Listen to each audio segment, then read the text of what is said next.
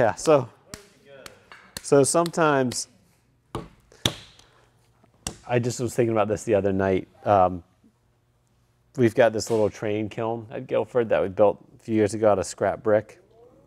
And it puts a lot of ash on the pots, and they're pretty crusty when they can be pretty crusty when they come out. And there's areas where you get reduction cooling, so you get these like grays and sort of like bluish purple gray colors in certain areas of the kiln.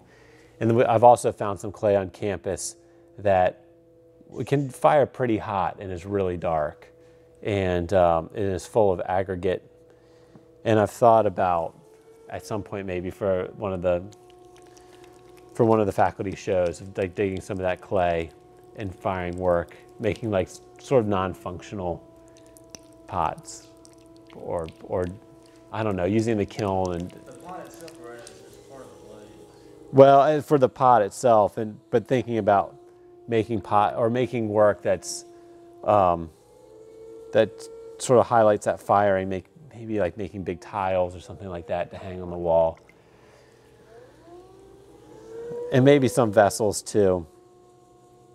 Guilford's thesis show just opened last night, their senior thesis show for the art program. And it was a great year for me. I had three potters or 3 clay people working. And one of the guys did fire a lot of his stuff in that train kiln. He didn't dig the clay locally, but pretty rough, sort of figurative vessels that he was making. And then another student did these huge teapots. She just got into teapots and decided she was going to make like giant teapots. And so there's some, like probably the biggest one, just the pot itself is probably that big and probably that big around at the widest point. Yeah, and then another student did work that in scale was more similar to mine. It's like a good range stuff. So I'm gonna make a teapot as well. You guys want to see some teapots? Sure. I could probably spend the whole weekend just making teapots.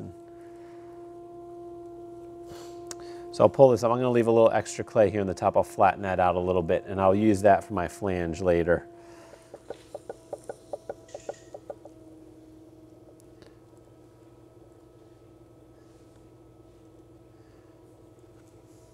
So I think about that, and sometimes when it's like late at night and I'm downstairs decorating and I just want to be upstairs to sleep, but I've got a show coming up, I think about making pots I don't have to paint on or do anything to. I guess it's my choice, right? I could just not do it, but it's too late now. I mean, in the end, as much as it's sometimes unpleasant to spend that time or to just try to fit it in. I mean, I'm probably just trying to make too much, trying to make too many pots. And so,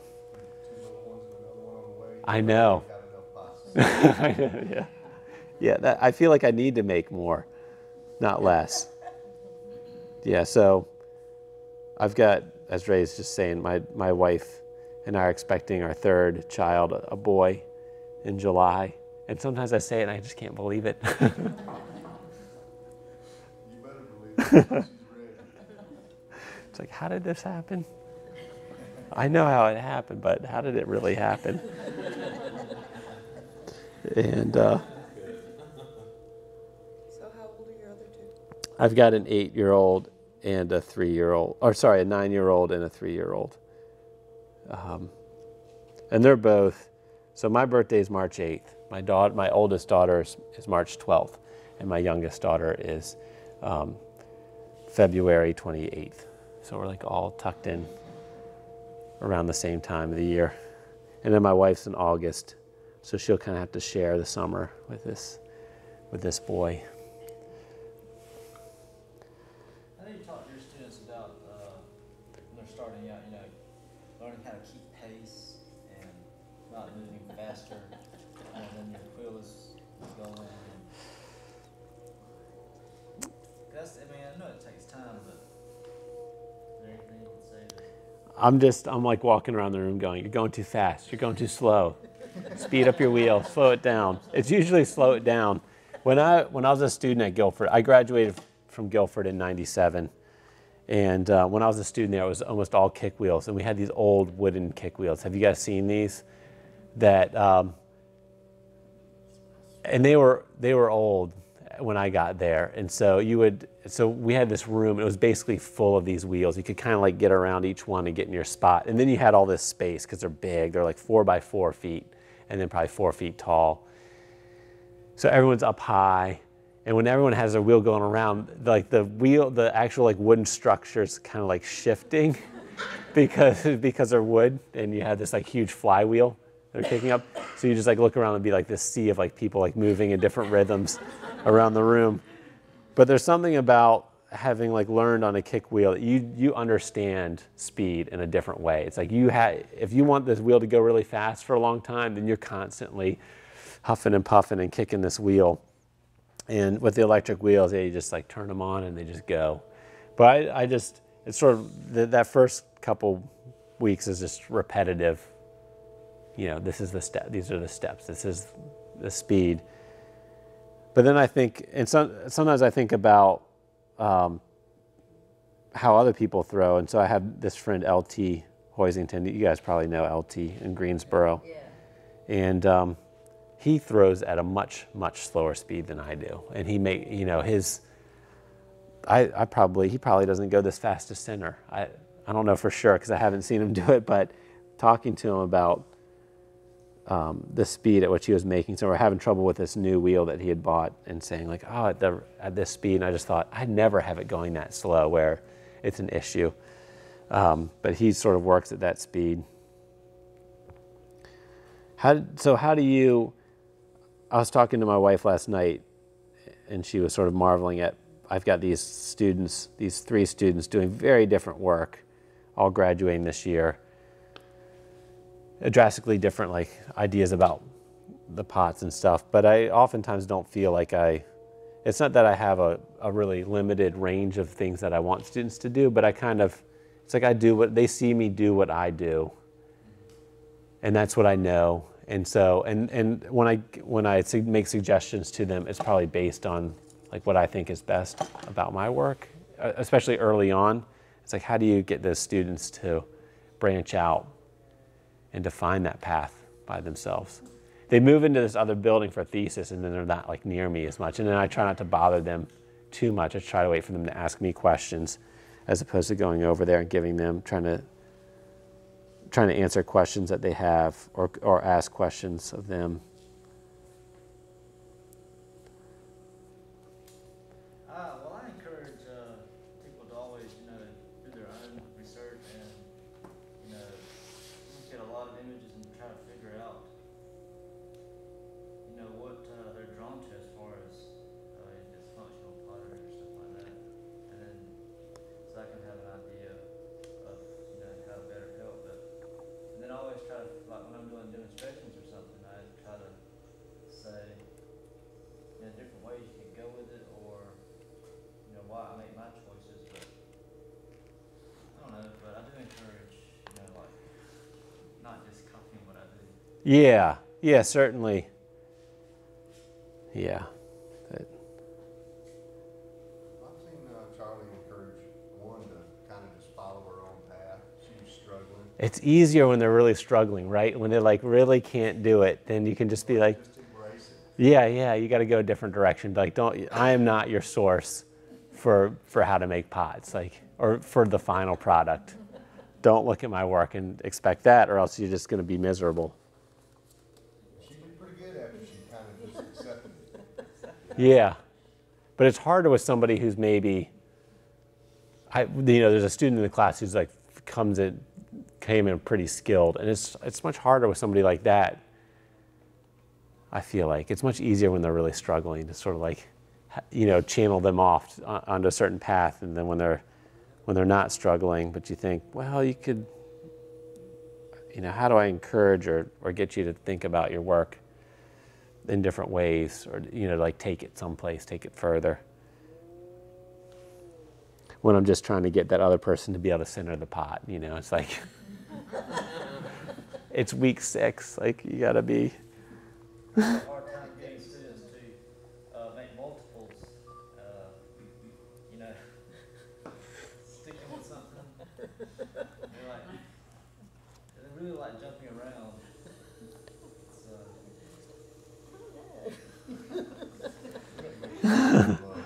I always, when I talk to people, when people in Greensboro want to take classes, and I'd say, well, you can certainly get on the Art Alliance, and it's a really inexpensive place to take classes, and much, and you can, I mean, it's just so much less expensive than Guilford to come and learn at Guilford, but you come to learn at Guilford, I force you to do, like, you got to do things with the rest of the class, and you're going to learn things that you just won't learn if you're not forced to do them.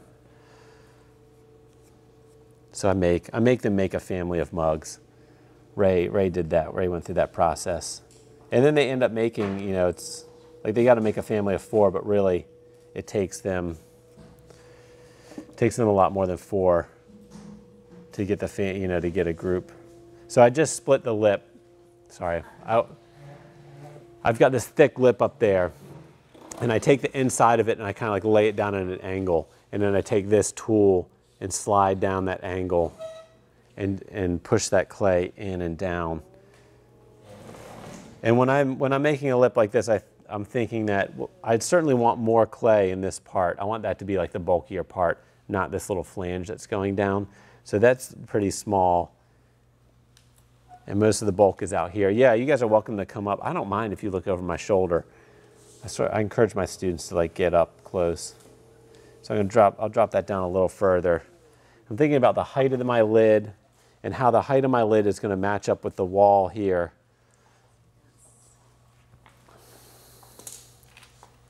I have a question that I think you did touch on earlier, but I just wanted to go a little more into it. Yeah. If you're having trouble pulling up a lot of the clay that's on the bottom, because that's my problem, is there a technique that you could show me later, because you've already got this going, in order to pull it up? Yeah, I'll throw another pot and talk about that. I had this experience when I got out of school, and when I went into my like 40 hours a week or more of making pots, that just throwing that much more, things happened. And one of the things that happened, I was making these pictures, and my fingers on the outside kind of dried out for a second, and I was like pushing with those fingers, and they dried out, and all of a sudden that clay just like shot up. And it was like the friction of that clay against my fingers, that all of a sudden, instead of having this like wet, sloppy clay down there, that clay moved really quick out of the bottom. And then as you raise your fingers up, you're usually getting into that clay that's no longer dry. It's got some slip on it. But certainly, so that's one way. And then as I get thinner, I'm sort of pushing the clay from the inside over top of that finger and like lifting it. Okay, almost like you're guiding it from the inside. Yeah, so I'm pulling, and that's the other thing I learned that I didn't know in school, is that I'm pulling as much with my outside or my inside finger. Maybe not as much, but almost as much with my inside finger as I am with my outside. So I'm like grabbing that clay and pulling it up. That helps a lot. And then coming back with the bottom. So this is, I talked about teapots, or I talked about just making pots for decorating and some of the things I think about in that process. And this is one of the pots I came up with, that if I was just glazing this, then I might treat it differently. But I'm going to decorate this. I'm going to put. Do I have one of these over there? I don't. Do I? All my teapots are basically round. So I'm going to take this tool, and I'm going to push out some areas, and then I'm going to box it off. And so I'm going to end up with like 2 long rectangular surfaces that are fairly flat that I can decorate across or paint something across, and then this end for the spout and this end for the handle. So having these bats, and you guys, if you use the plastic bats, they have similar things on them. But I've got these 2 points where my bat pins go in, and I'm going to use those as a reference for where to push out to box this off. And I'm going to try not to beat up my rim too much as I do this. I'm going to probably have to go back in there with my finger or something. But here we go. Push a little harder. When I'm doing it, when I'm doing this, I'm careful not to tear through the clay, because I've done that before. If I have some thin spots, I can bust right through. That would be embarrassing. As I started to throw this, I thought, I hope this makes it. I hope this doesn't fail. It would be embarrassing on camera. Pat probably wouldn't have edited it off.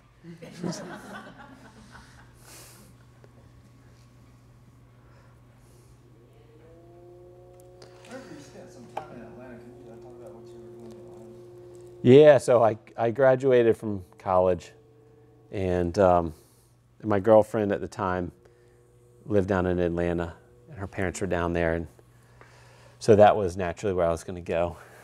And she had graduated the year before me and had traveled and stuff, and she was finally like settling back there. So I went down there a couple times to visit and kind of look around and see if I couldn't find a space to work in. And I ended up getting the gallery guide, which is pretty big, and sort of flipping through the clay places that sold clay stuff. And one of them was out Roswell Road, which is like North Atlanta. And I went out and having no idea, like I went out Roswell Road and I just drove and drove and drove, and I had no idea how far it was, or else I probably wouldn't have gone out there. But it was a gallery, and so I went out to this gallery, and I got a little nick here, and while I was looking at work, I said, "Hey, do you guys know any place that you can get studio space around here?" And they said, "Yes, upstairs. We have there's this old building in Roswell Square." And let me measure the top, and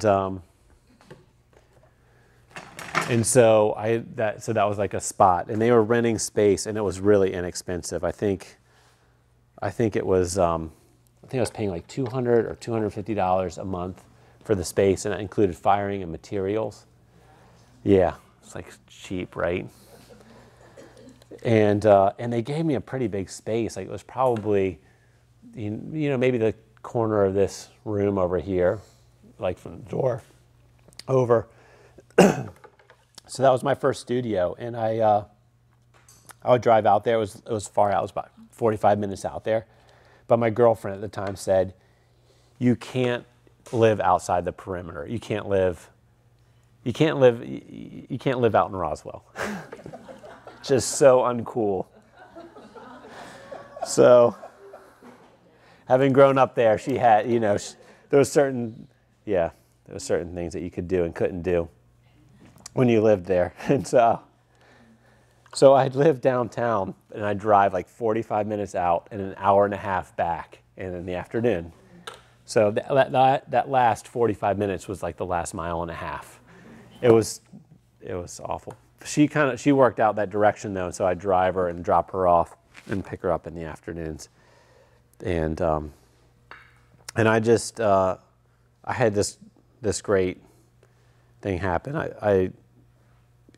My former teacher at Guilford said to me as I was finishing up, she said, "Hey, if you want to stick around for a month, or if you want to fire another kiln, then you're welcome to do that." And so I had a lease in Greensboro for another month, and I stayed and made pots. I dripped a little water in here. I'm gonna have to wipe that out. So I stayed and made pots for a month and fired one last kiln. And it was good and bad. It was good in that I had gone through my thesis, and I had like gained all this knowledge, and it was really tough working up to that point, my thesis show. But somehow after that, it's like I could work faster. It's like it took me all this time. It took me this like year to make this body of work, and then I knew how to make it. And so like I could just like turn it over and make work again and make adjustments to it. And I made some really great stuff that last month. So how I got back to Greensboro was my former teacher called me. She said, "Hey, they would like you to come back and teach for a semester." And I was in the process of applying to graduate school as a spring of '99. And so I came back to teach for that one semester, the spring of '99. And during that time, she said, well, about a couple weeks in, she said, "Well, how about 2 semesters?" And then like a month after that, or a month in, she said, "Well, how about 2 years?" And then before school was even out that semester, she said, "You know what? I don't want to go back." She had taught there, I figure she probably taught there for 26 years. And it was a different time at Guilford. The art department a sculpture teacher in there who was just really difficult to deal with, and she did not get along with him. And so every time she went into that building, she could just sort of feel the adrenaline start coursing through her body. And having not been there for like a month or two, she was like, I don't think I ever want to do that again. And it was only a part-time position then, and then they changed it to be a half-time position after I was there for a little bit. So I'm just half-time. I don't have to do committee work, and I don't have to do, and I don't go to faculty meetings. It's like everything that you love about teaching is what I get to do, and all the things that are like miserable about it, I don't have to do so many of those. Isn't that right? I mean, there's like, I think especially, I don't know what it's like here. I don't know if you have a lot of adults, so they probably see it differently, but at Guilford, no. I think some students, and I certainly felt this way when I was a student, it was like, oh, you got the life. You teach 3 classes and then you just go home. It's like, if that was it. I mean, even just being there 2 days a week, it's more than that, you know. You told us those were the happiest days of the week for you. I like it. I love coming in and teaching. I do. I like Wednesday night though too, when I'm done for the week, and I'm like, what am I going to make Friday in my studio? So now my schedule is, I teach Monday and Wednesday, pretty much all day. I teach in the morning and into midday, and then I have office hours, and so it ends up being like a full day. And then I teach my youngest daughter, Tuesdays and Thursdays. Have daddy days with her, and then on Fridays I'm in the studio, and then when I'm really busy, sometimes she'll go to daycare on Tuesdays and Thursdays, and so this is similar when I was talking about closing that pot up, those first little salt and pepper shakers, and I was talking about not pushing that rim out at all. So I get my finger down in there, and the first thing I do is I push out, and then I follow behind with my outside finger, and everything is inward. And so it's just one push out, and then everything, all the pressure's inward. There's no pressure back. There's just resistance to me going too far in, and that's what thins the clay. So yeah, I feel lucky to be at Guilford. So I was applying to graduate school, and I didn't end up going. And sometimes I think oh, maybe I should have gone, and other times I think I'm doing what I want to do.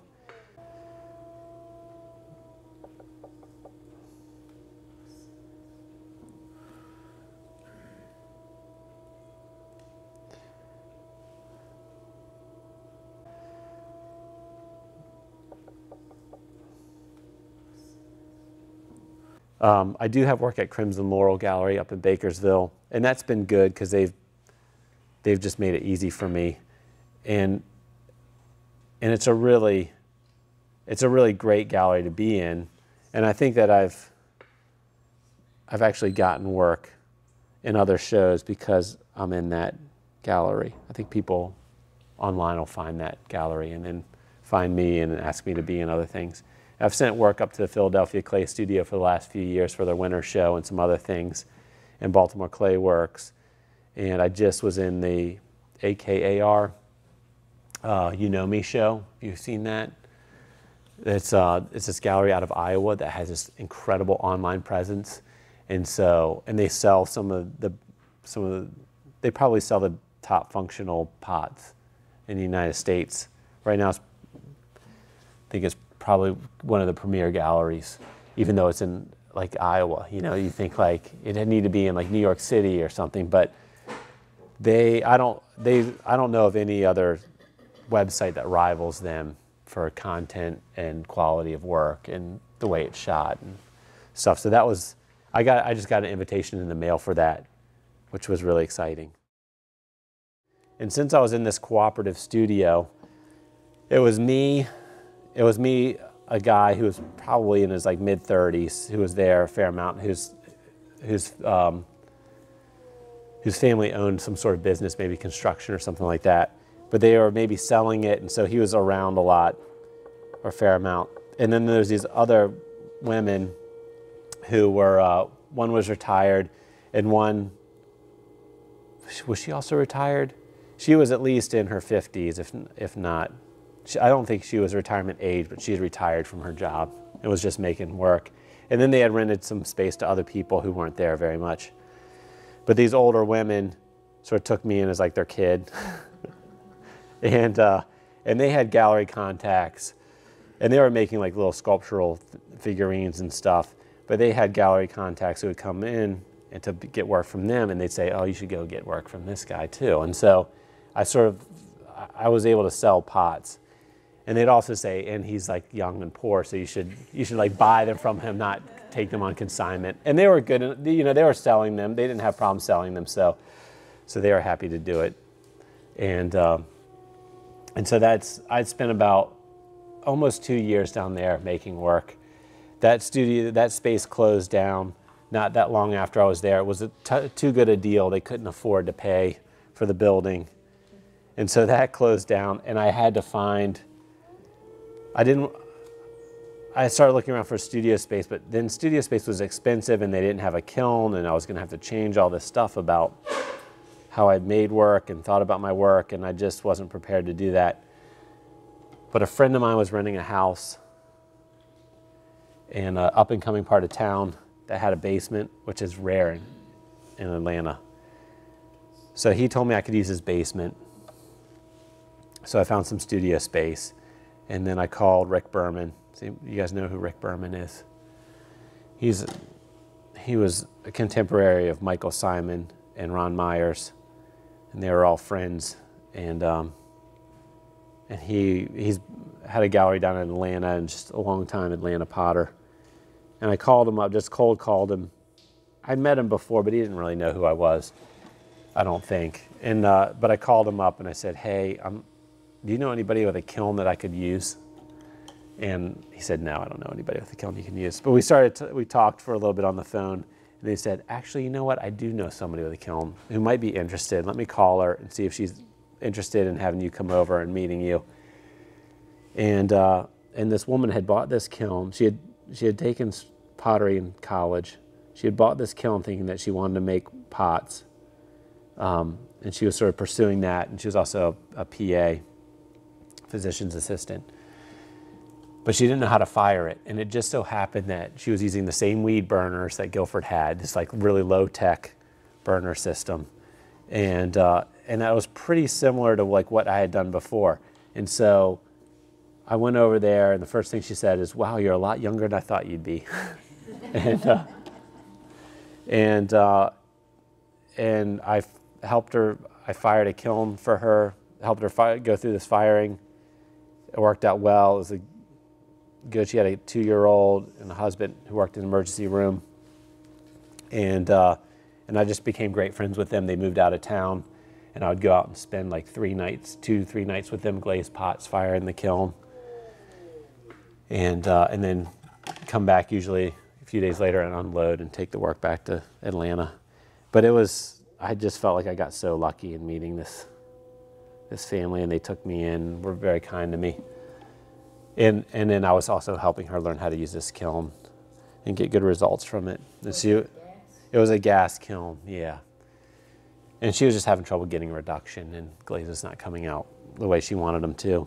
So she was really thankful that to me as well for helping her do this.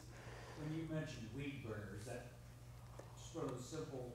LB White weed burner, yeah. They're the ones that you get at like a hardware store with that like sheet metal head on them, or it's like closer to sheet metal. Those probably wouldn't be able to withstand the heat, but these were like a thicker cast iron head, and you can still get them. These had hers had safety equipment on them, but the ones at Guilford had no safety equipment on them. And it was just like a needle valve, a long tube, and then this burner head at the end, and you just plug it into the gas line. And they're awesome. They're really cheap. And so if at some point you want to build a gas kiln, that's I mean, I think the burner heads, I think you could probably get one of those burners for maybe $100 a piece with all of that stuff, maybe even less, as opposed to I just ordered burners, or almost ordered burners from Mark Ward, just like replacement parts. But I ordered like, the replacement parts were like $500, and that's not, you know, it was like not even half the burner for 4 burners. So they were super cheap and good for reduction. I think if you want to fire oxidation, they might not be great, but for reduction atmosphere, pretty good. So this is my lid for this teapot, that long neck on it. And I don't worry so much about the outside measurement, inside measurement. I just worry about that outside measurement, and then I want to get that kind of close visually to what's in there. If I need to trim that a little bit, I can. If I need to trim this a little bit, I can. So I'll flip it over and put a knob on it tomorrow. The top dry before the rest of them? The top dries a little bit faster. So yeah, but by the time they get to like a stiff leather hard, they're pretty even. But that initially, sometimes, like I made pots last Friday or Thursday, and I came back in on Monday, or the next, I guess I had made them on Thursday and came in Friday thinking, like, I had some cups in there, just some tall tumblers, and I thought, well, they will have dried out some. And they were like wet, like sticky wet still. It depends on the humidity. So it had like rained a bunch. So the combination of the rain, and then also the other thing is that, well, I thought they would dry fast because I hadn't had anything in the damp closet for a little while. And so I figured, well, the damp closet is pretty dry in itself. But it didn't seem to matter. All right, so typically these would be, that protrusion would be a little bit greater, that angle there. Trying to think of if I can flip this over and trim it really wet like it is. I'll put some sides on it first. So I'm gonna square this off a little bit more. How would you recommend somebody building a damp closet? So mine is, took a 4x8 sheet of plywood, cut it into 4 4x2 foot pieces. My bats are like, most of them are like 12 inches, so I can fit 8 bats on each level. And then it's like 2x4 structure with 2x4s going across. It was like sort of like a ladder with 2x4s going across, and then those sheets on there. And then I've got plastic on the outside of it, the top, the back, and then the door opens that folds halfway and then up again. And I got like a little maybe I'll take a picture of it and show it to you tomorrow. It's really pretty simple. Old frame and sheeting it in plastic. Basically, yeah. Okay. You know, so it's kind of like a greenhouse. It's kind of like, it's exactly like a greenhouse. They have these greenhouses, little You can buy, yeah. on sale at big lots, like, Yeah, especially if you're not, 3-tier one for $16. Yeah, that's the way to go. In fact, one of my friends had those, and I just saw it the other day. Yeah, it would. And especially if you're not making a lot of work, you know, the smaller it is, the wetter it's going to keep pots. Mm-hmm. The one at Guilford, so mine gets to smell, starts smelling like musty, and I've got to like clean it out occasionally. I get some like vinegar and water and clean it out, or I'll sometimes take some bleach and water, clean it out, wipe it out with a sponge. But it's probably because it's a combination of things. I think it's my bats that suck up moisture. It's the fact that like I don't have clean water. Like I'm using like old water, and so the water gets kind of stinky, and it's getting on stuff and then getting into the closet. But the ones at Guilford don't smell at all. They don't. They're not. It's like not musty in there. It's all, and those are all plastic bats. Is this a well-lit area or a dark area? Well, both of them get sun on them at some point, or can get sun. Creates the humidity, the pull and... You know, just having pots in there, wet pots. So if I put like one mug in there, It'd like dry out. It'd be better like wrapping up plastic. But if I throw for a day and I fill it up, then I don't even have to fill it. If I fill up a shelf, then that stuff will take a while to dry. So I can leave it open for a little while if I'm working and there's just a bunch of pots in there. But it's much better, like pots, something like that.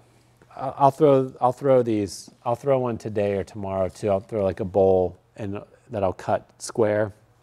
And I've got some at home, so they'll be dry enough. Hopefully tomorrow I'll bring them in. But something like that, I might lay this bowl out to be like fairly wide and low. And if you just let it air dry, you know, that rim's going to just suck up so much. Yeah, it's just going to like pull in and up, because as it dries, it's got to go someplace. And the rim's going to dry first, and so it's going to go up. So if it dries slower and more evenly, it's not going to pull up the way it will if you just leave it out in a room like this. Grandma's had an old upright freezer that quit working when we used it. There you go. That's another way, upright. There's a potter in New Bern that does a lot of altered pots, and some of her pots take several days, and she'll just take old coolers. And put them in coolers. Oh yeah, and one of the best. If you're one of those people who just doesn't have a lot of time to work on pots, and so if you're trying to do anything complicated, it just dries out before you can get back to it, like making teapots. The other thing you can do is get one of those plastic bins. You know, like those tubs, like the ones I have over here. Pour plaster into the bottom of it, let it harden, and then you can wet the plaster, and you can stick parts in there, and they'll pretty much just hang out in the same consistency that you put them in. So if you put like leather hard pots in there on some wet plaster, then they're just gonna, or like some damp plaster, and they'll just stay leather hard for as long as you have them in there, I guess. Just plastic, you just let it cure. You let it cure, and then you can get it wet, so it holds water, but it doesn't give water off.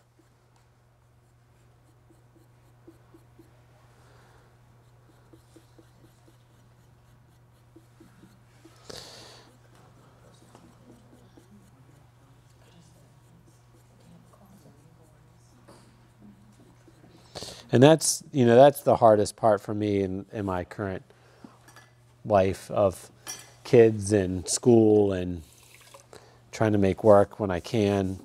And there's days that I know I'll absolutely get in there, and then other times where it's like, well, the weekend's coming up and maybe I'll get in there some Saturday, but maybe we'll be off doing something and I won't get in there. So I'm usually doing this on a canvas table. And a lot of times when I'm rolling out coils and working with coils like this, I'll wet that area down so that it stays moist. And so when I work the coils, they don't stiffen up. And then if anything, they get softer. And I'm just going to roll over this to just, let's see, I really need a bigger spot.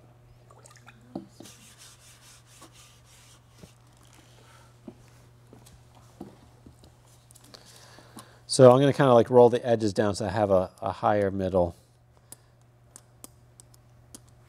Where'd you get the roll? This thing, that's just like a printer's roller. A brayer, yeah. I think I got this maybe at Adams. Oh, Adams bookstore at UNCG. But you can get this. I think you could probably get it any place that has printing supplies, art supplies.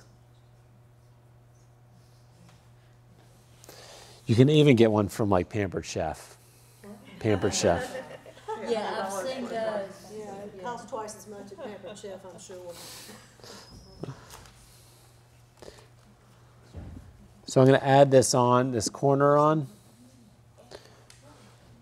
Try to make these. I'm making a teapot, but I'm just going about it the long way, the long road. So it's going to be boxy. So it's like, how do I make this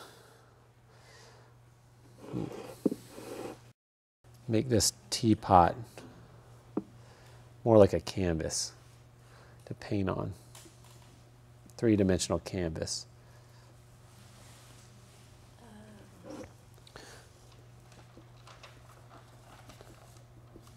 So I'm going to add some clay into this area here, but everything's soft.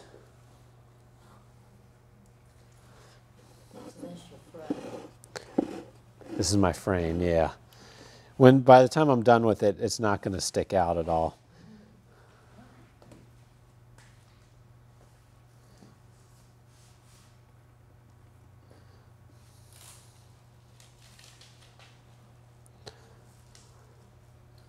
So although some of these things just take a lot of time, I really love making these teapots.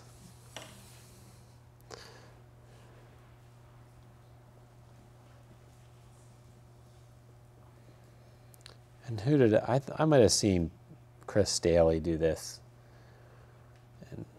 and adding clay on for a corner. And like I was saying before, some potters will just paddle that. But I don't know. Would it make you get thin? It kind of probably compress it down. If anything, it would probably get slightly thicker.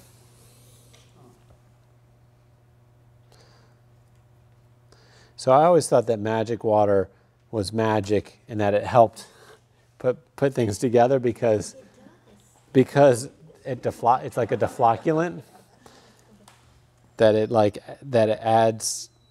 adds like moisture and or it adds like a watery type substance without as much water.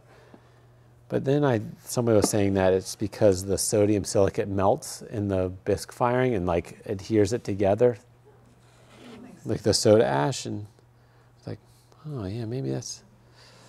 Here, turn this a little bit. You guys see. I'm going to smear it in here.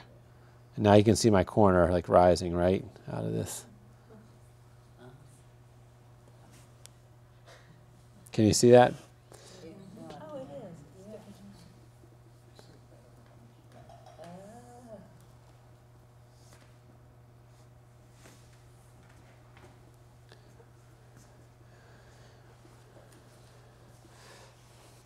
Brooks, sorry, I'm not giving you a very good view of this. Yeah.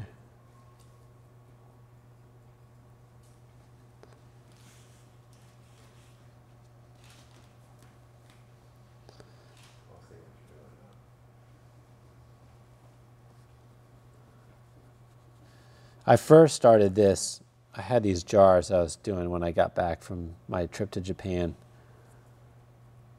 And it was at a time, I was there for 3 weeks. The week before I left, I didn't make any work because I was getting ready to go. The week after I got back, I didn't make any work because my wife and I had this 2.5-year-old, 1.5-year-old child who had been with my wife the whole time. She kind of forgot who I was. And my wife was just like, "You're on for the next week. Don't come to me for anything."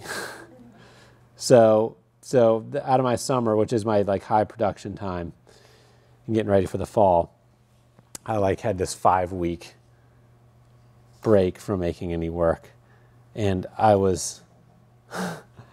get back into the studio and I just feel frantic, right? I just got to make. I got to make as much stuff as I can for the fall.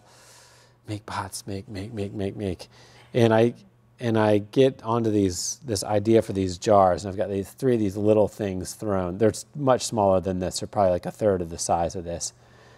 And it's these like little, what I ended up calling these pagoda jars. And I threw this form out and then back in kind of like the bottom shape of this, and I had this lid that like comes down and flares. If you go onto my website, there's some on there. And it was just this really like slow. I was kind of like trudging through trying to figure out how I was going to make these. I just kind of had this idea, but didn't know how I was going to put them together. So I'm just spending all of this time, and as I'm doing it, I'm spending this like day kind of working on these like 3 little jars and thinking, what am I doing? I gotta be like making work. What am I doing to myself here? And I'm really glad I spent the time on those. And that bowl with the rim, with the cut rim over there that I made through earlier, that was sort of similar, although maybe didn't take as long, and had more of an idea what I was getting myself into. But sometimes, you know, you just gotta, I feel like that's where breakthroughs happen. And in this technique that I learned to do for that, I started using in other ways, and so it was well worth the time. But if you want to make some changes to your work, you want to get someplace in your work, maybe you feel like you're not happy with where you are and you just want to make some changes, try spending a day on a pot. Or spending, you know, it's like instead of spending 5 minutes glazing a pot, spend 2 hours glazing a pot. Instead of, what's that? I said, I've been there. Yeah, or, you know, those are ways, like time constraints that you give yourself for your work or for doing something, or what you think you should do, are certainly ways that you can change your approach to something. So if you think, well, I'm gonna figure out how to decorate this pot over a 2-3 day period, like how does that change your whole approach to it, and what sort of things does that open up that you just can't do when you're spending 10 minutes on it, 5 minutes on it? And then the first time it takes 2 hours. The second time it takes less than that because you kind of know what you're doing. The next time it takes less, and sort of as you get better at it, it just takes less and less time. But you got to make that initial commitment and spend that initial time on it.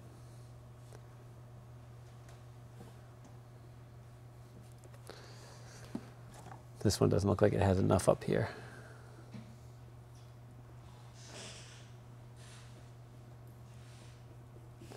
All right, so I've got that clay on there, and it just looks awful. It just looks...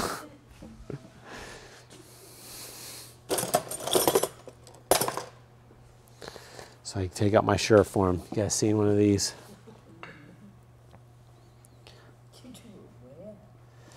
Yeah, right? Shouldn't do that. It's breaking the rules.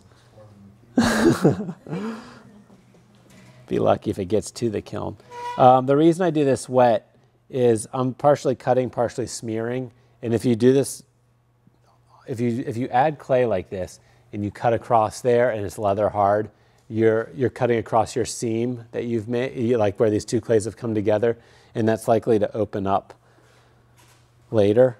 So it's better to do this when it's this consistency for this technique. And different clays respond differently. Like you might work with a stoneware and never have that problem.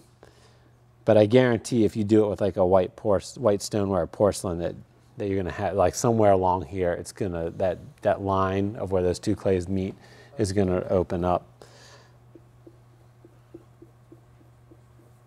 And now that you know. So that works better than a rib would. Well, this, I'll go over it with a rib too. But this, sorry, go ahead. No, go ahead.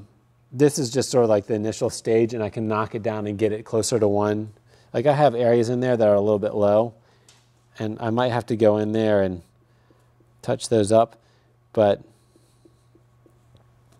this will get it closer than I would get any other way. The speed of this is a little bit better. And then I can take this metal rib.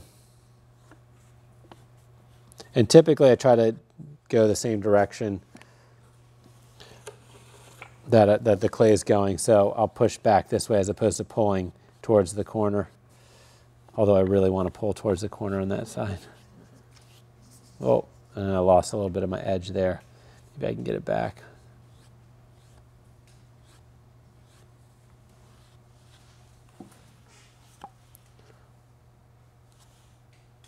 I kind of took that corner off.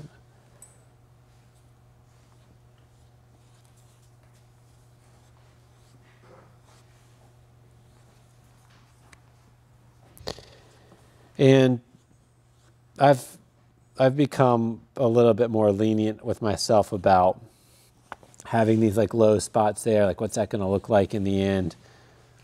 The pots have a lot of texture on them from the glaze, and maybe I don't need to have everything be so smooth and finished looking. And plus, on one of those sides, the handle is going to be over there and a lot more glaze. I don't really want a dip like that where I'm decorating, but maybe on the corner somewhere it doesn't matter so much. And then I can go back in. I'm going to paddle with the side that doesn't have the grain sticking up.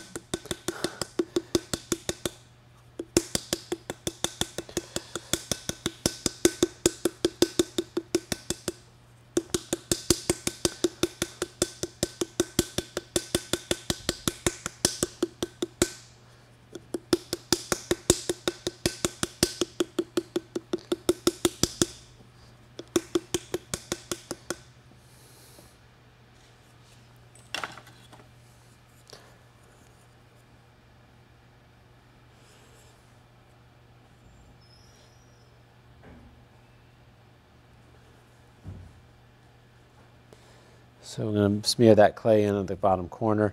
I'll deal with that top corner later, I think.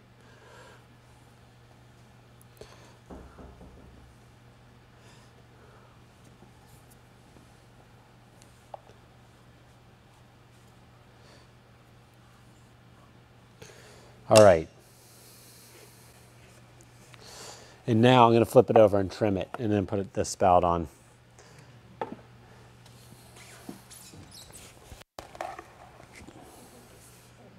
I hope I don't kill it.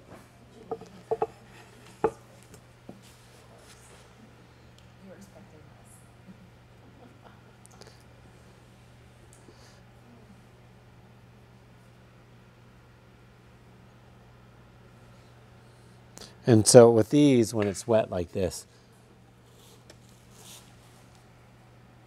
I'm just going to stick it right back on that patty.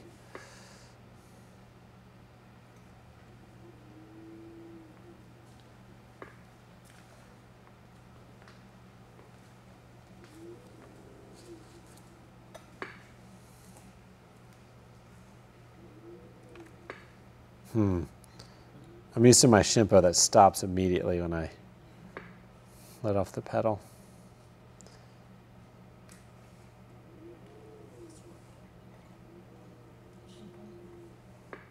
I'd like this to be a little bit stiffer. There we go. So I need another little tool here.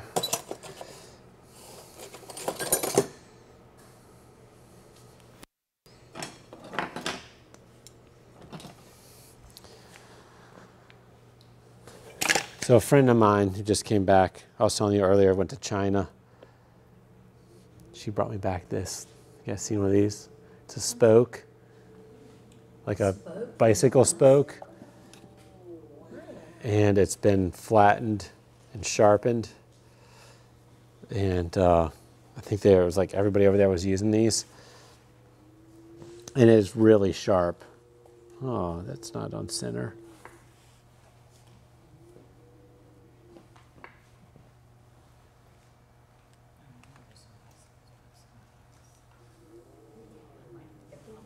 Oh, what's that? My husband's a bike rider, so I never know where he gets a bike. I'm off of this bike. Tell him when he's not looking. Yeah, just cut a couple and see if he notices. Right. I think he will. I think so too. Yeah, right. Have you stayed in touch with the people in Japan that you worked with? I tried to get this. I didn't actually get to work with anybody. I just visited some people. One of the people I tried to visit was Takaro down at Starworks. You guys know him?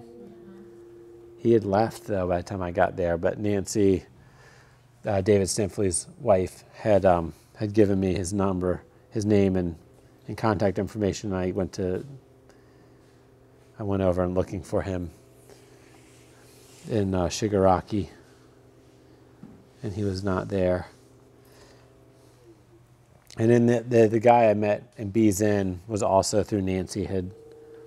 She had given me the name of a young gentleman who was studying with this master potter. And this guy comes over to the United States occasionally and does shows down in Santa Fe. He's got a gallery down there. And they're looking, the Asheboro, or the North Carolina Clay Conference out of Asheboro is doing a Japanese potters, I think, for next year. And he was somebody, I sent his name along. I can't remember his name. I can find his work online, but I can't remember his name.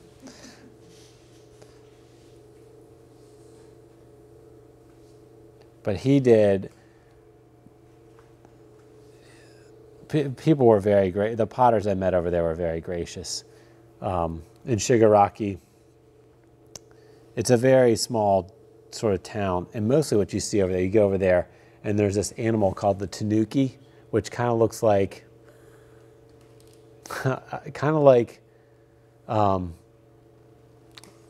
like a raccoon type animal, like a raccoon crossed with a bear. So it's got like a snout on it, but it's kind of fat like a bear.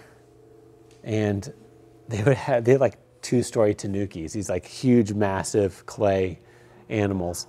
And so those are like everywhere. So you think about like Shigaraki pottery, this sort of like old ancient pottery. And you go to Shigaraki and you see all these tanukis. Like you think about like storage jars, Shigaraki storage jars. And that's the tea ceremony. It's like a lot. Shigaraki was one of the ancient kilns that was so influential over like teaware and stuff. So we go there and we go to the Shigaraki like historical park, and there's all these kilns and there's foreigners working there. This is really wet. You guys see that? It's like freshly thrown wet. And so we go to this industrial park. We look for Takaro. He's not there. And then we meet somebody else, and the guy says, "Oh, go over." Like he draws us this crude map, and he's like, "Go, walk over this mountain. It's like a big hill, and it's like kind of like a highway, like walking down 704. Like walk over to this spot, like kind of like into the residential area / galleries area of town, and look for this house, this like embankment. There's some pots on this embankment, and there's a driveway in front of the embankment, and take that up there and go and just go up there, and they'll talk with you, or they'll show you around, see a studio and stuff. So me and Will Pizio's teaching at Justice and Policies, whose wife is Leanne Pizio. We go over. It's just the two of us. We've like made this day trip together. So we go over there, and so we get over the hill, and we're like looking around, and we're like, I guess that place is it over there. There's all these like storage jars, sort of more contemporary, probably at least from the 70s, but not from like the 14th or 16th century or anything. So we go over, we walk up this driveway, and there's this guy doing some gardening work, and he looks at us, and just like, just a minute, and finishes up like washing something outside. And he's like, just come here. Doesn't speak any English. We don't speak any Japanese except for the like cursory like hello and goodbye. And he starts giving us this tour. He takes us into the studio first. He puts on this little patty of clay, and on this like little kick wheel, this tall kick wheel. It's sort of like you just stand at. I think maybe he sat down, and he's like starts turning this and like adding coils to this Shigaraki clay. And this clay has like chunks of feldspar in it like this big. So he's turning this thing around, and then starts adding coils to it, and then he gets these cloth on both of his fingers, these like cloth pads, and he throws this little cup, and then he digs this stick into the bottom and sort of like starts to shape the foot a little bit. And so he's making us this like little tea bowl, or like little Unomi right there for us to see. So there we go. We're up on the foot now. And then he shows us some kilns, and they've got these like long tube kilns. And then one of these tube kilns is very small compared to some of the ones around here. Like it might be like this large inside, and it goes in past the firebox, and then it splits off into these two chambers that are side by side, and back into one chamber. And then at the end, it has this tanuki face, this like mouth and eyes, and out the mouth is like the blowhole. So when they're stoking it, flame will come out the mouth, and then it goes out the chimney, so they know when to stoke again. It's like on the back side of the arch. It's really cool, right? And there's like, they have like multiple kilns. Probably has like 4 or 5 kilns on this property. So he's showing us the kilns. Then he takes us upstairs in the gallery, and they've got this huge collection of old storage jars.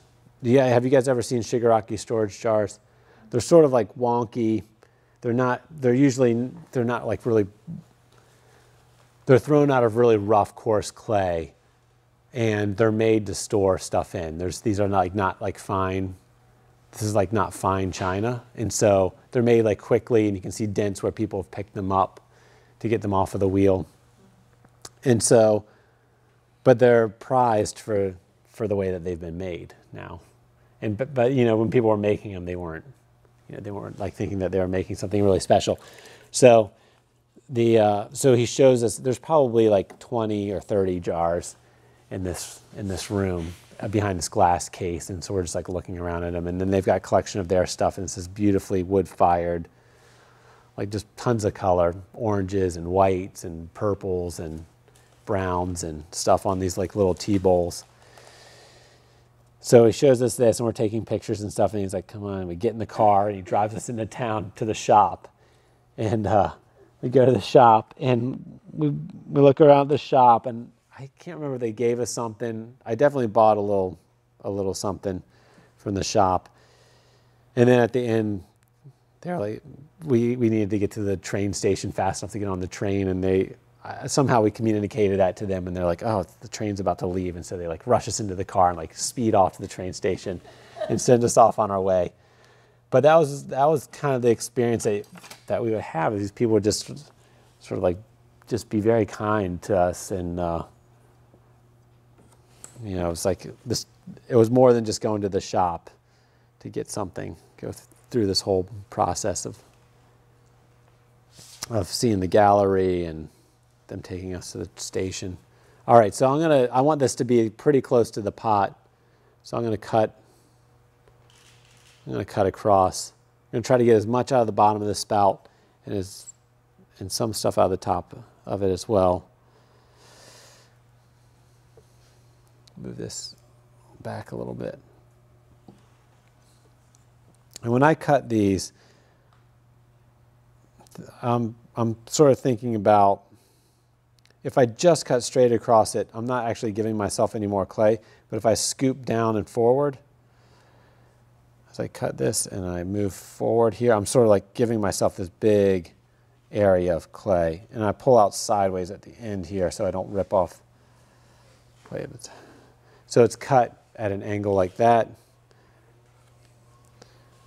And I can just pull this out to flatten it. And I can push clay up. So I'll push this clay up to give me something to attach up in the top. A little flare of clay up there.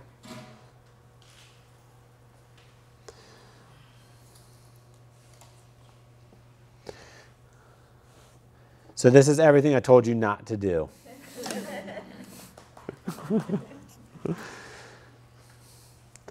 Everything you're not supposed to do when you put a spout on. If I tried to pour out of this, it would just dump right down the side of the spout.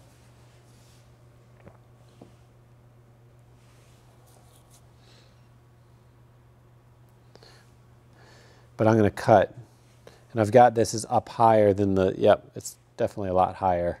It's higher than this here, so I'll cut it off at an angle and flip it, the spout, and reattach it so it'll come up and then out to pour.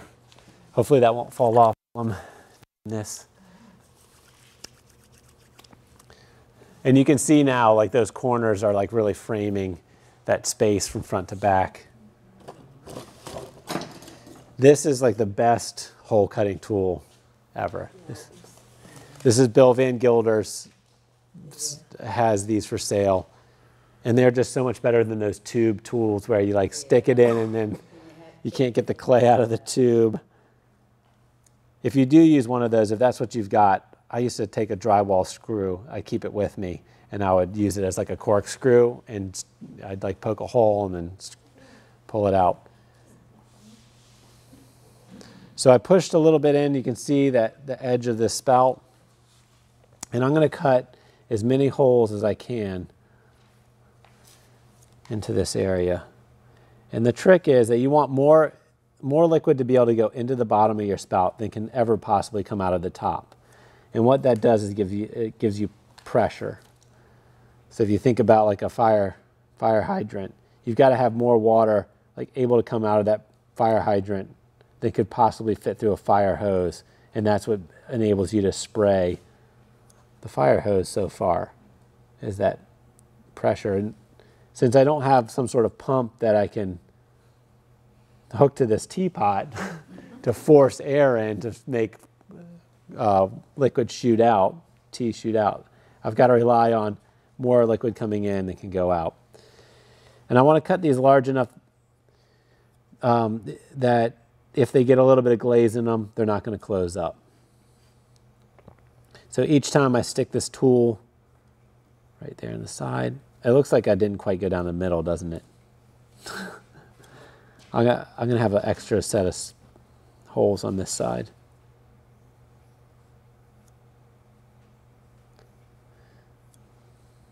Typically, I'm much better about this, but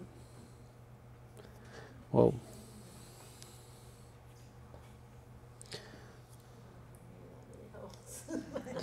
You never have that many holes? I don't have near that. You don't need this many, but I just like to fill that space. So here's the other thing. If whether you have teas or a tea bag, when you go to pour, it's going to want to get sucked up against the spout. So I'm going to push this in, and it's going to make everything go to the sides on the inside. And it also gives me this cavity.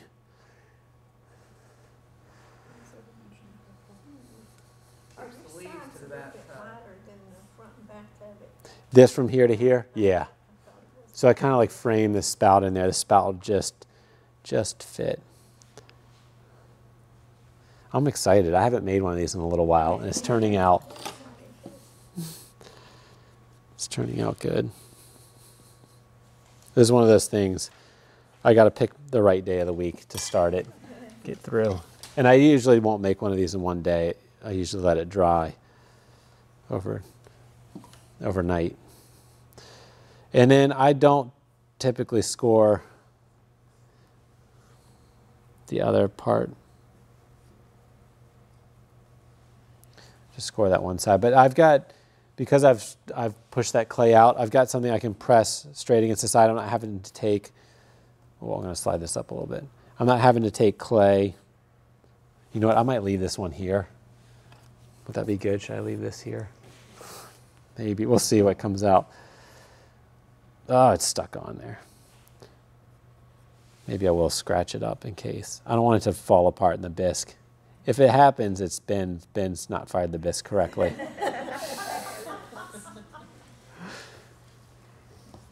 Oh, it's not the one made? No, it's not the making. It's definitely the firing. Ben, don't ruin my pot in a bisque. I don't. When I do workshops like this, I oftentimes have to like push things a little faster than I would at home, but the idea is not that they survive, but that you just get to see me go through the process.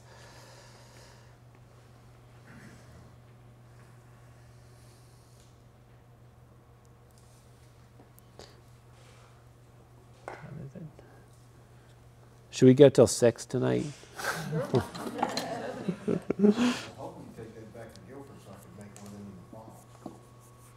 We'll do these. We'll do a teapot like this.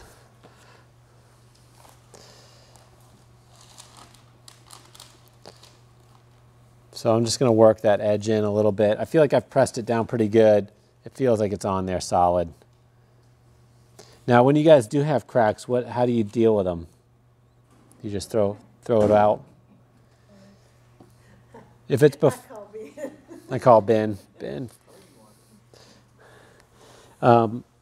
One thing that I'll do is mix up some toilet paper and some clay, some slip into like a pretty thick consistency, and then add sodium silicate, like a couple drops of sodium silicate to it to deflocculate it, get it towards a watery substance. And then I'll go back and add in as much clay as I can to get it back to like a pudding type consistency. And the paper fibers help because they don't really want to come apart. And I blend all this together like hand blender. And then I can paint that over a crack when it's dry, and it doesn't shrink as much as your clay does. And so you can kind of work it over a crack over and over again. So you put paper fiber. Yeah, it's called, paper clay. And you need that sodium silicate. You got to deflocculate it a little bit, I think. I don't think it would work if you didn't. You use paper clay also? Yeah. I'll go print the recipe for that if anybody, y'all want that one? Yeah. And you can actually build with that stuff if you're doing sculpture. And it's amazing. It's because it doesn't. Yeah. Yeah, and you can like stick wet to dry, and it'll stay together. Son likes doing little men. That's what people use it. Yeah. The only problem is that if the paper starts to rot or like starts to like turn, it smells like vomit. It's like it's really awful. So it doesn't have a very long shelf life. It doesn't matter if it's like in this little container, but if you're working, if you've made like 50 pounds of it. You can't fire that as an end product. Yeah, you can. Yeah, and then the paper burns out. So if you're making it clay out of it, you don't deflocculate it because you don't want your clay to get softer the more you work on it, or like it seem like it has more water when it has less. If anything, you want it to seem like it has less water when it has more. Does that make sense? Not to you. So you'd want your clay to feel like it's really wet, but it has like the strength of something drier, right? As opposed to being like really dry and have like the strength of something wetter. All right, so here's that. I'm going to cut this spout off. Let's try to cut this even. Oh, I might have cut too much. Let's see. No, it's fine. It's over a little bit too far. Oh, I see. That's cool. I didn't get what you were saying. It's like it's leaning down slightly. So I'm going to try to trim just a tiny bit more off of this to get it to come up slightly. Oh, you know what I can do? Use my little Sureform here. Yes. It's got funky smelling like you were talking about if you put just a couple of drops of Clorox in it. Clorox. Wow. Oh, yeah, it kills the mold. It kills that stink.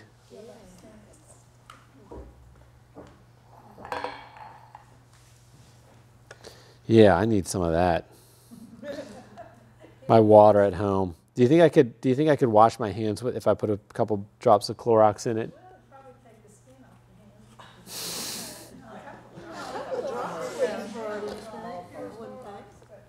I have one day a little Clorox to it, just a little bit, and it'll take that nasty smell out.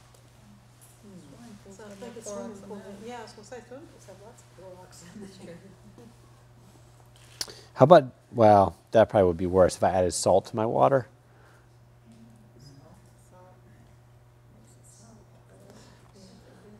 How wet is that spout that you? Oh, this feels really dry. Like, yeah, like I don't feel like I could squeeze it very far before it cracked. I get a little ways. So, how's that? That's like a little flatter. It doesn't look like it's heading downward.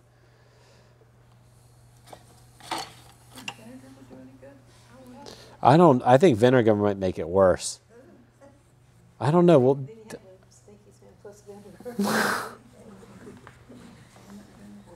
won't kill mold, but vinegar does. oh, is that true? Is that right? It won't kill mold. Chlorox kill mold. No, it won't. It won't kill the black molds or a lot of the more lethal ones, only vinegar will. Mm. Oh. Chlorox bleaches out the stain, but it doesn't kill the bacteria in the mold. But vinegar will. What does? But vinegar will. But vinegar will. So when I put this back on, if I twist this back and forth, you can kind of feel it lock in, and that's a good sign. So should I send Pat my list of glazes and oxide washes and stuff that I use? Would you guys want that?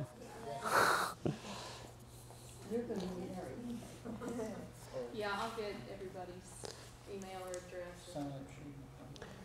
Or you can give it to me. Either way, I can send it to you. Or On this recipe, this particular recipe suggests using dry clay. When I'm in a hurry, I use wet clay and just do it in the blender right then rather than soaking overnight. yeah, I never do dry clay.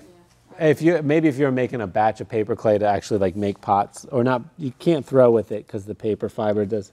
I mean, I guess you can't throw with it. In fact, I think They do sell, they sell paper clay. yeah, I think one of my students did make some pots with paper, like throw some. You can't really trim it very easily. But I think one of those big pots Kata made with paper clay. I'm going to add some clay in this corner down here. I'm afraid of it cracking later. Charlie, did you say you were only adding that piece because your spout was too tall? No, I did this. I did this whole little thing here. One, to show you guys that it can be done. And two, because, well, I guess a couple reasons. So I want this to go towards horizontal when I pour it. So this can be really upright, but then this last little bit has to go to horizontal, or else when I pour, it's going to cascade out down the outside. So now it won't do that. It should pour really well. So that's why I turned the spout. It kept the spout close to the pot. So instead of coming really far off, which is fine. I mean, I could have this spout that comes really far off. But I kind of I'm thinking about this pot being like pretty compact, like front to back. And it's more about this space right in here, and it's sort of like elongated space. And I needed to cut it to get it down low enough, but if I didn't want it to be that low, I would have just, or if I didn't want it to go that direction, I could have just put it on the other way and it would have been fine. Like curving just up this way, as opposed to like curving back towards the pot. And it's also, it matches up with the sort of angularness of the pot. So I've got like corners here and then this corner here. And I like the sense of like soft, like this like soft, hard, and then like this soft and hard in the back.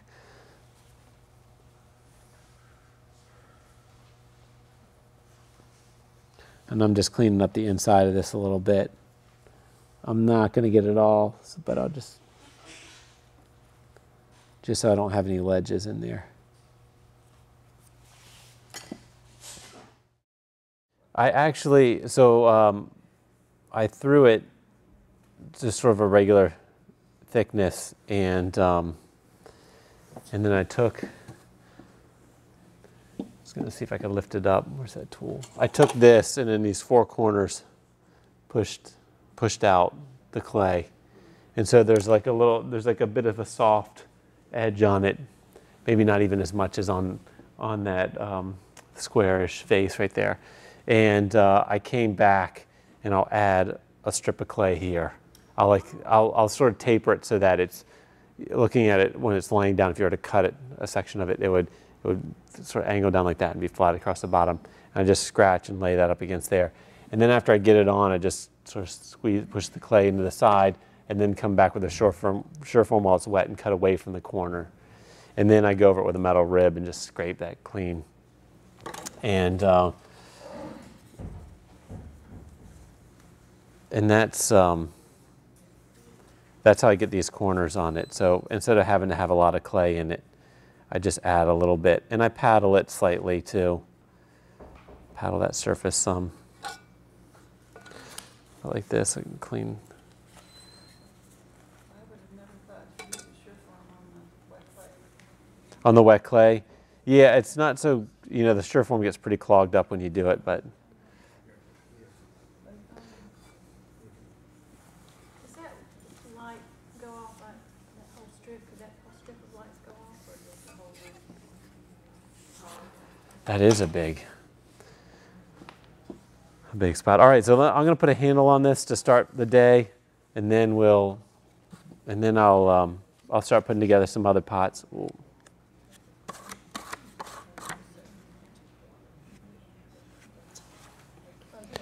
And I sent Pat an email this last night when I got home that had my sort of current glaze, exterior glazes that I use.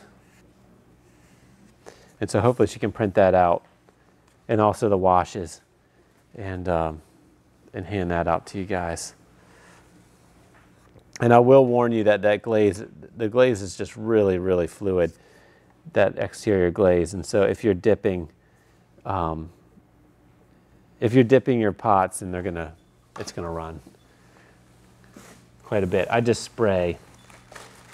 And for my decoration, when I spray that on, I can actually see through my decoration, or see through the glaze and see a little bit of the decoration. I can get like a faint. Well, how many layers do you do when you spray, like for the dark area?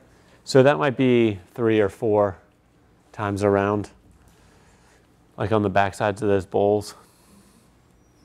And then for the front side, I don't spray quite as much as I do on the backs. All right, let's see. I'm gonna put this on a bat so I have like a good working space.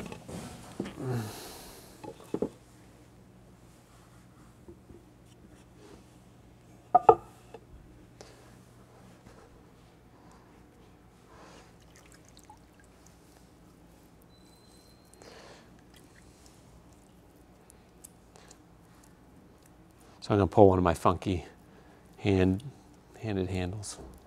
Do something weird with my thumb again.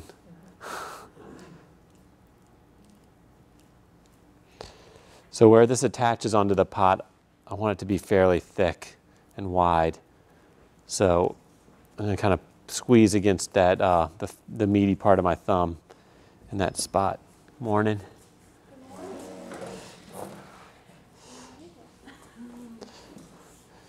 It was a nice drive up here. There was no cars on the road at all. It's just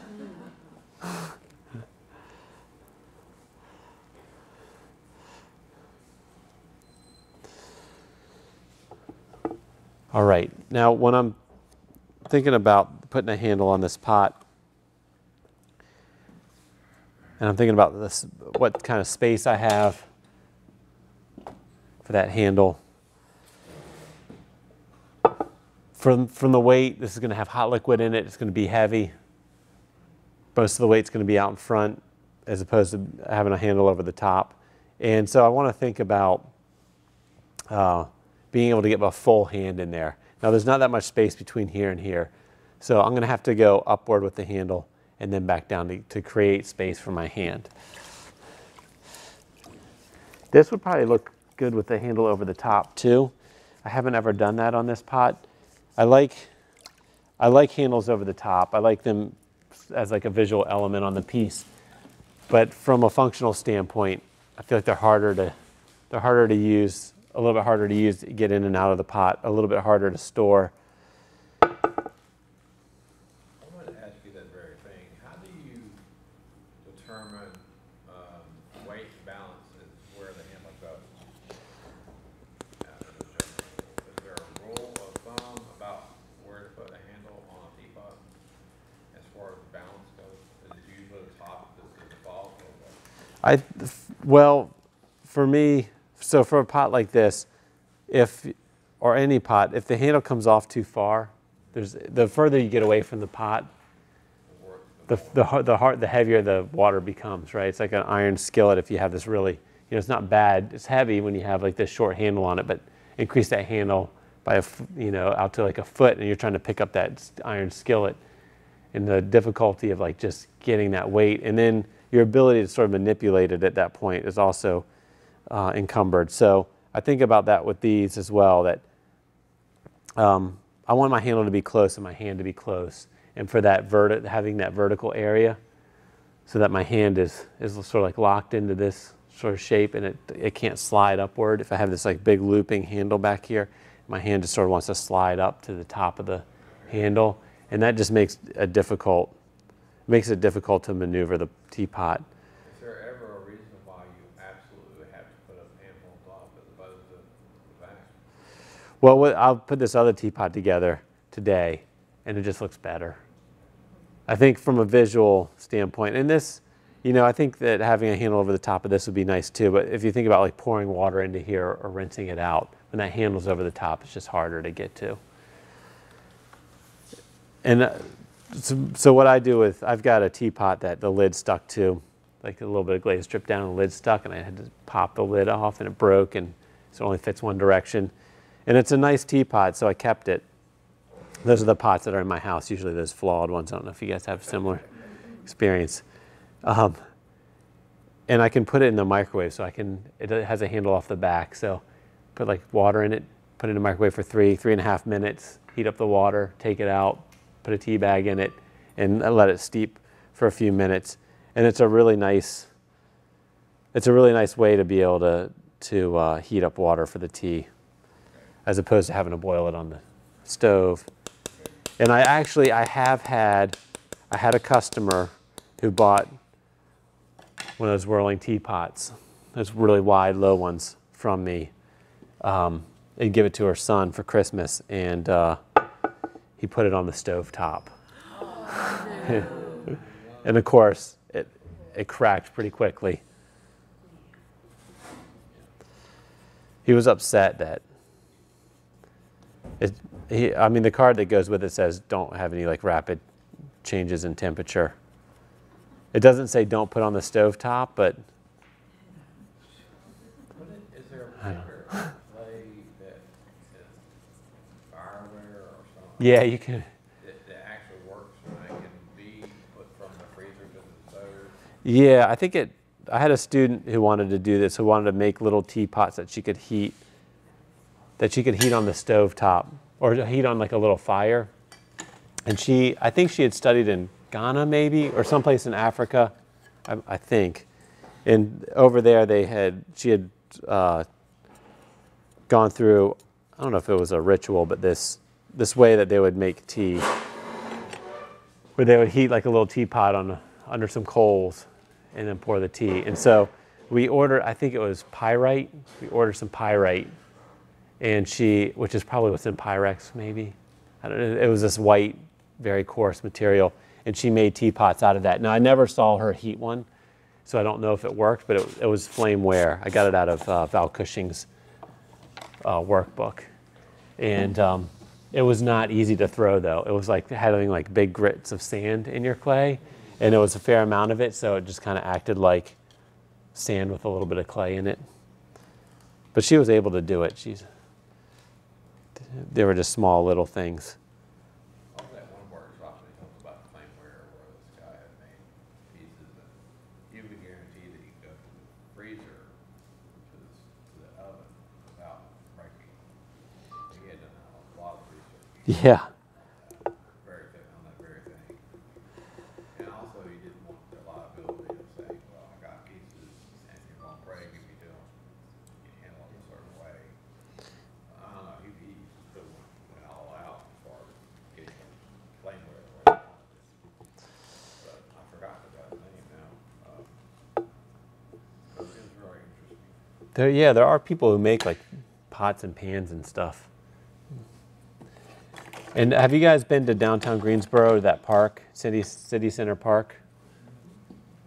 Fred Johnston's got those big pots, like these birds that you can climb on, and then this huge teapot that's, I don't know, it's probably, I think it's over 6 feet tall, isn't it? Maybe. And there's this big long beak spout off of it, and you see kids like running around it and grabbing that spout and pulling themselves up. And where'd that pencil tool go? Anybody see it? Is it under here? I take it with me yesterday. Did somebody else take it with them? No, that was an option. I'll stick that up.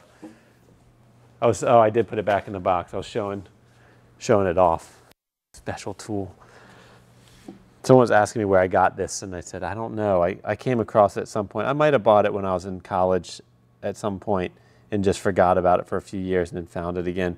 Or it might have been left behind at Guilford. It might come in a set. Yeah, it might A have. set of wooden tools like that from Hobby Lobby. And there's a good variety. And it looks like, I think that's one of them. There's that other picture, one other picture. I guess that's how it closed. Yeah, that's it closed. So I have those corner brackets on there because it's kind of flimsy. The ones at Guilford get a lot of abuse. Like students will come over and they'll just try to grab like the upper part of the door and just pull it open enough so they can slide something in below, and it's like the wood's flexing and looks like it's about to come apart. Like, those are homemade. They're not really meant for that kind of abuse. All right, so if I want to create space with this handle, I'm going to need to pull it this direction.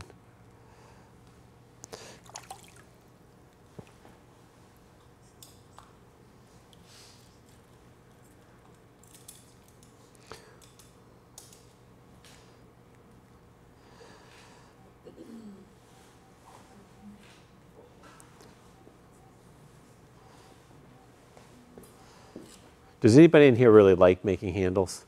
Is anybody like a handle person?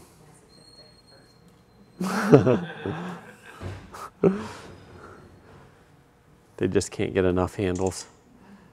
There are people like that in the world. You guys know Tony Clinell? Like put a handle on everything.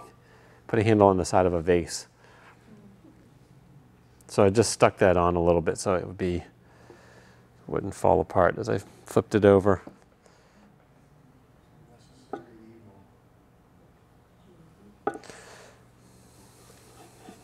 All right, so I've got that handle coming up. When I look at this, I see it being, most of the stuff being boxy, kind of have corners on it on this teapot, and this handle not really matching in that way. So I'll do some things to this handle to push it in that direction so it matches the rest of the teapot, but I might have to come back and do it a little bit later.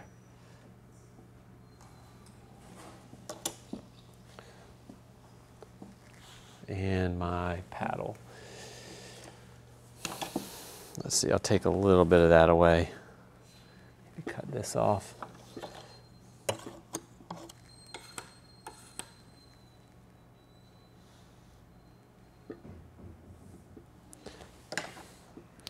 And I typically don't slip and score the bottoms. Most of the time they're wet enough.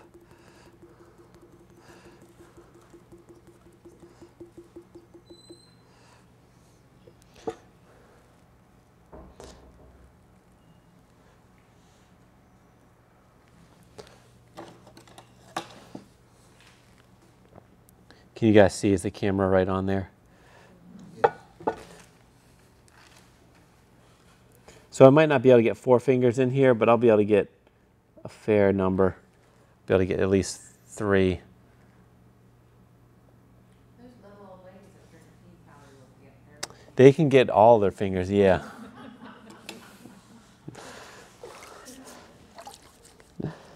So some things I've done to these is I'll come back and add a strip of clay to this top area here and kind of give it a little change of direction in that spot.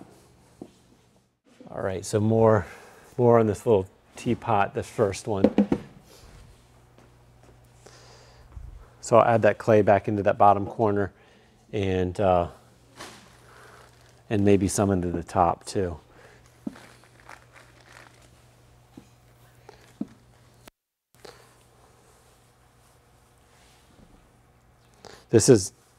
I talked about this yesterday, but this is like, I'm always doing this. having to, I put pots down and come back and pick them back up and work on them a little bit and then put them back down. And I know that some potters just don't do that, and probably from a business standpoint, like running an efficient studio, that's probably not the most efficient thing to do. But it just seems to be what works best for me.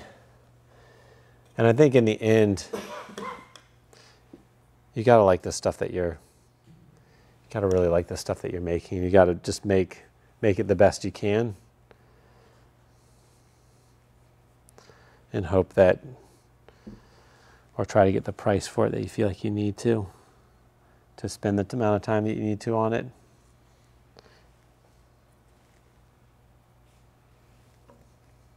I have three students graduating this semester and doing thesis, and two of them were really wanting a lot of input on pricing. And it's such a hard thing to advise somebody else to do when you feel like maybe you don't do it very well yourself. See? Does anybody here feel like they're really good at pricing their work and knowing what it's worth?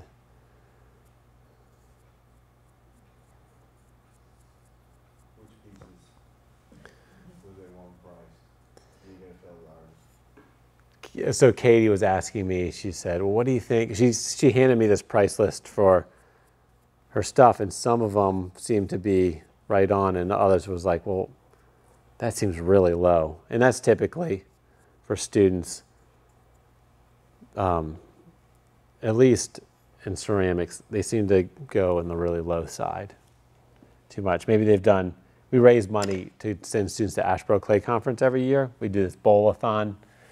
And students will just donate pots they've had, or they'll make pots for the sale. And then they're selling to other students, so a lot of times they'll sell them for a really low price. But other faculty will come and buy stuff too, so it's good to have some like $60 pots in there. It's like tough to get $100 or $200 for a student to go if you're just selling like $8 mugs. That's a lot of mugs. So they're often pricing stuff maybe a little bit lower, and so maybe their range of how they think they should price things is a little bit low. Yeah, when you got a student there and they got $6, try to get that sale. Right. Ray sold about the most pots, I think, in one day for us. Well, I didn't have to give too much on the prices, but if they had like $6.50 and it was $8, yeah, that's good. I'd get that thing off the table. That's right. You're willing to work with them. You gotta get it in their hands so they really enjoy a good piece of ceramic, and then that way they come back with more money. Maybe. The next year. All right, so I'm going to put a little bit of a sharp transition up here in this top spot. It's kind of wet. I probably don't even need to scrape it, but I will. I sometimes think, and maybe you guys do too, I think my pots are expensive, and then I get out there into like the broader ceramics world and I look at some other people's pots and I go, man, mine are kind of cheap. You know, I can like look at some other people's pots and think, you know, I can sort of assess how much time it would take me to make that piece and think, wow, that's a much better price for the amount of work that they're putting in than I'm getting for the amount of work I'm putting in. And so I just sent work up to that AKAR You Know Me show, and one thing they said is, you know, please don't change your prices for this show. Don't raise your prices. And you're on a pretty big stage, and you're with some, you know, there's some people who have cups on there. If anybody looked, there's might be cups that are like $1,000. And there might only be a couple, or like one or two or three people who are that, but there's some other people, like, might be $200. And then you see some other people and you think, well, they're famous. I know, 65, 45. And so they're just sort of all over the place, and it doesn't have to do with how well known they are. You know, maybe some of those people are making pots for a living, and you can see it in their prices that sort of like, maybe it's a good price, it's reasonable for what they're doing, because they can't just have, they have to sell them. They got to make a living. They can't have $5,000 cups that don't sell. They can't pay their mortgage with that. And then Give me that one artist name you said maybe I could apply. My background. The first piece I looked at of his looked like one of them old metal gas cans. Yeah. From back way Uh-huh. in the day. And it was on auction, and at the price at the time it was $995. Wow. And I'm like, holy smokes. That's a high level to achieve. yeah, but then you look at paintings and stuff, and then Oh yeah, yeah. it's like tens of thousands of dollars. When I was in Japan, that was sort of an eye-opener for pots. I told you guys I went to Shigaraki and I bought like this little like bullet-shaped vase, probably this tall, that big around the bottom, $150. And then, but they had tea bowls.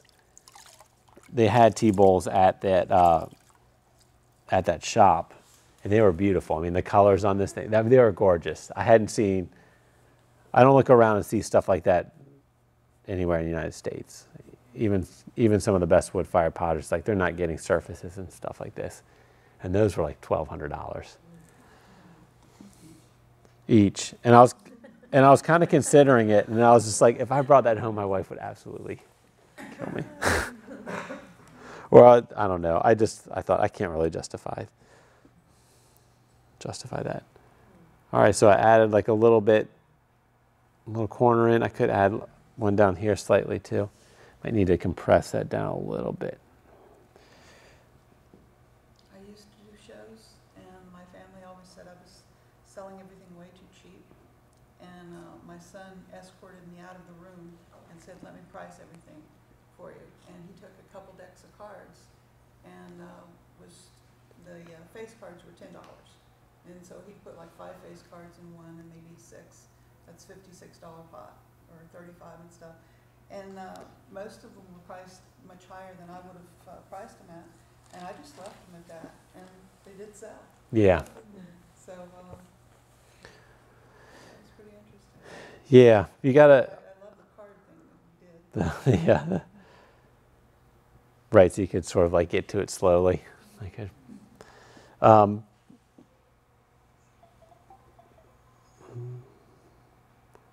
Looking at that, still doesn't look quite right, but I don't know how much time I'm going to spend on this in front of you guys.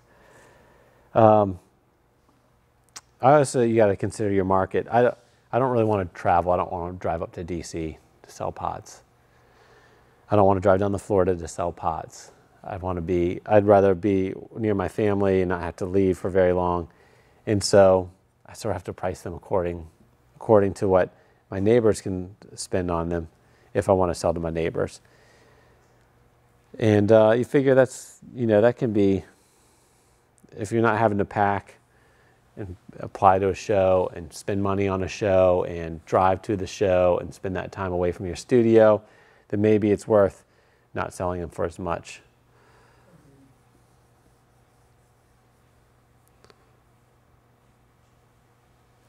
Let's see if I can get a little corner on this part down here too.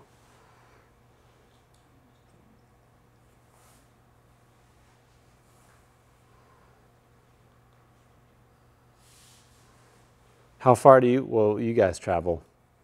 What's the furthest people have traveled to sell work?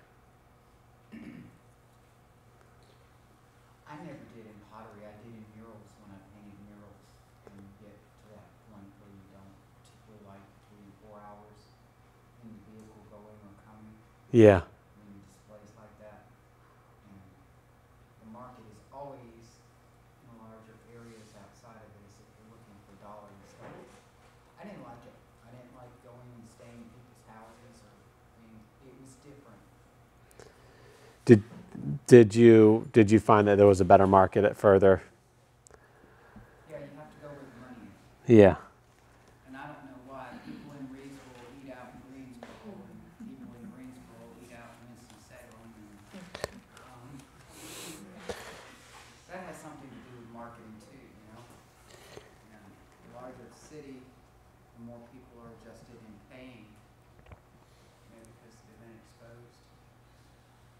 Yeah.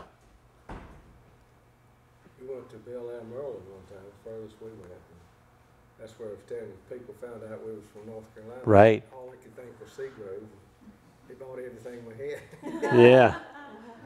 Came home with an empty trailer. Seagrove. Yeah, I mean, it's places people can't get to and different areas have different styles. I would think of pottery. I just wonder, you know, for $400 or $500 for a show, but you still have all that money and travel and upset eating out. Put a few days of fun sightseeing or something in there, you know. You could roll, I never did. I never could. You wanna go home, the first Right. thing you wanna do is go home. Do you guys know Alex Matisse? Have you heard of Alex? Yes. He was a former student of mine, and he decided, or not very far into his college career, that he just wanted to make pots. He just loved working in the studio, and so he went up to study with Matt Jones, and he replaced another Alex of mine that had gone up to study with Matt. And so he worked at Matt's for a couple years, and then he went and worked at Mark Hewitt's for a couple years, and now he's out on his own, and he's very skilled. I mean, I've seen people come out of Mark's, and I think that's a great apprenticeship, and they do incredible things, but he kind of came out and was at a different level. And the year before, not this past March, but the March before, he went down to the ACC show in Atlanta, and they did the Journal-Constitution down there, wrote an article on him, and he's I'm pretty sure grandson of Henry Matisse. So they wrote it up, and he had like a Facebook photo of his booth Sunday morning. It was like 2 big pots and a little like ewer, and that was it. That was like all that was left in his booth. And then like later that day, he's like sold everything in the booth. It was a great show. So, he was like done at like midday on Sunday. And then I saw him up at Catawba this year, and he had just gone down again. And I said, "Oh, how did the show go down there?" And he said, "Not as good as last year." And he said, "It's different down there." It was like everyone came out and got their pot, and that was like it for them. And then I feel like in North Carolina, and he was saying in North Carolina for him at least, and I feel like this for me as well, it's like people will like collect and collect and collect. And I think even for those people who buy like that work out of Mark Hewitt's, that vein of Mark Hewitt's, will collect and collect and collect. And they usually have, there's some wealthy people, and they will fill house after house that they own with these pots. And just other parts of the country aren't necessarily like that. But that was an interesting thing. I never heard anybody have that experience or heard that experience before. Somebody would say like, "Oh yeah, North Carolina's different because of this." And I knew it was different. I mean, people love pots in North Carolina in a way that I don't know if there are a lot of states out there that have that there's so many people with that same desire to own pottery and use pottery.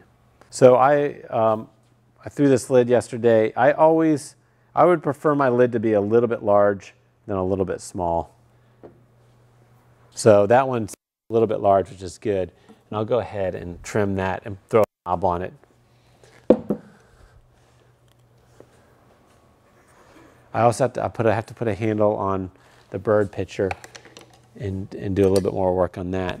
So what do you guys do when you have this like little thing that you've got to stick to the wheel and center? It can be hard. So this is getting on the stiff side on the rim. I'll put a little bit of moisture on the wheel head and slide this around, and it'll kind of stick down. If it's a little bit drier, it'll actually like lock to the wheel head. Having a little bit of water.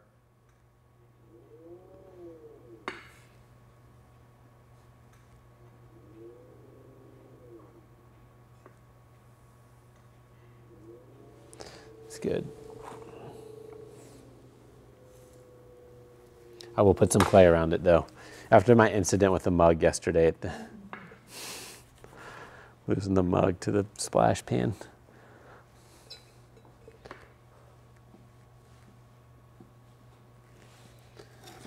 see, what have I got for trimming tools?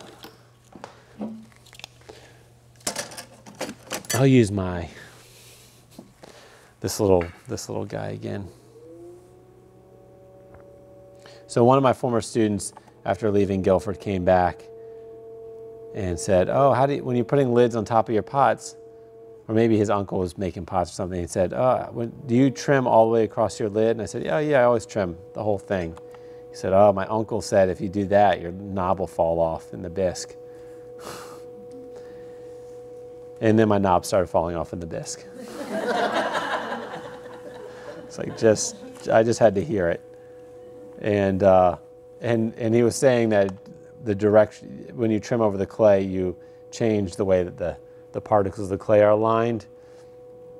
And then when you try to stick that knob on, it just wants to come off. And sure enough, it did after he told me. Didn't before.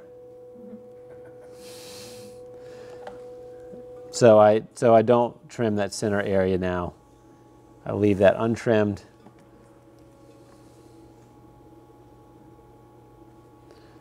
And then I'll put the knob right on top of that, and then I'll clean it up. Got some clay under here. And my lid is just a tiny bit too big, so I'll just take a little bit of clay off here. Smooth that out with my fingers, underside. Do you guys also know that you've got to put a hole in your lid of your teapot in order for air to get in while water goes out? I found this out because I didn't do that on one of mine. I usually do it, but I didn't at one point. And then I went to get, my clay over here. And then I went to pour it, and if you get like a little bit of water in the flange, and it'll seal it shut, and it'll be like this airtight seal on the top. And you go to pour it, and it pours for a second, and then it just stops. And it like just dribbles out. And you think, I know I have more, and you tilt it over a little bit more, and nothing comes out. And then if you take the lid off, then the water comes gushing out. So I save it. I show my students. Have my students learn from my failures, if possible.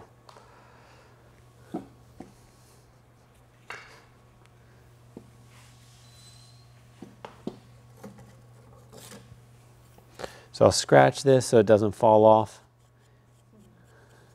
It tends not to, though. I've even put them on. Sometimes I don't get back to these.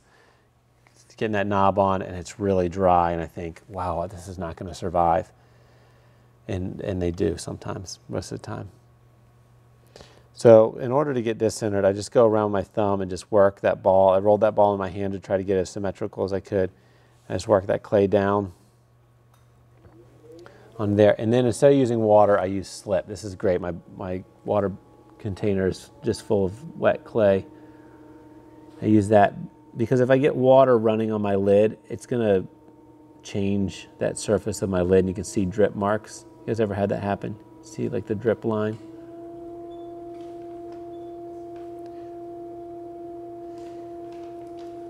And I throw this little lid, or this little knob on here. I think about my lids as like small versions of my knobs as small versions of my pots. And I've got this British trimming tool. You guys ever seen one of these? It's bent iron tool. And I like using this. I don't trim pots with it ever, really, but I do use it to touch up my knobs. Because I feel like I can get in here.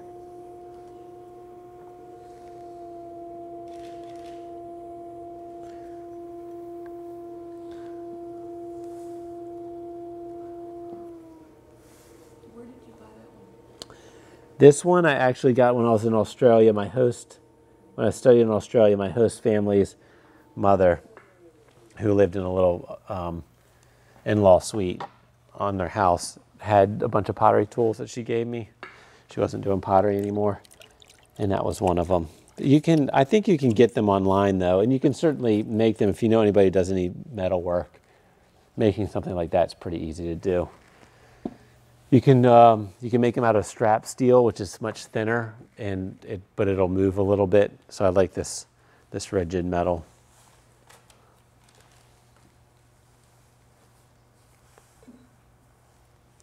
So it did stick down after all. So in order to get it off, once it's stuck down without wrecking it, I'll grab it and twist the wheel and it'll pop off.